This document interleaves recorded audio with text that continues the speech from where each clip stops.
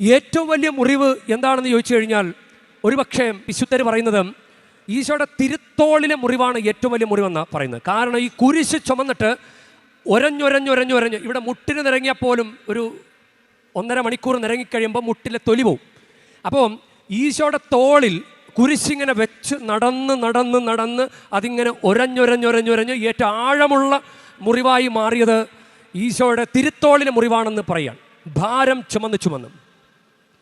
അപ്പോൾ ഈശോയോട് പ്രാർത്ഥിക്കാം. ഈശോയെ, നിങ്ങൾക്ക് പ്രാർത്ഥിക്കാവുന്നൊരു കാര്യമാണ്. കടബാധ്യത ഉണ്ടെങ്കിൽ, വീണിട്ട് എഴുന്നേക്കാൻ പറ്റുന്നില്ലെങ്കിൽ, ഇനി എങ്ങനെ തീർക്കും ഈ ജീവിതം എന്നൊക്കെ ചിന്തയുണ്ടെങ്കിൽ, ഈശോയെ എനിക്ക് പറ്റണില്ല കർത്താവേ, എൻ്റെ ഭാരം ഇനി ചുമന്ന് തീർക്കാൻ പറ്റുമെന്ന് എനിക്കറിയില്ല.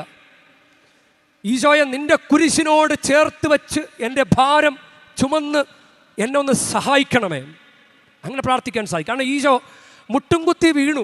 എത്ര തവണ വീണു? കുരിശിൻ്റെ വഴിയിൽ നമ്മൾ 3 തവണയാണ് ധ്യാനിക്കുന്നത്.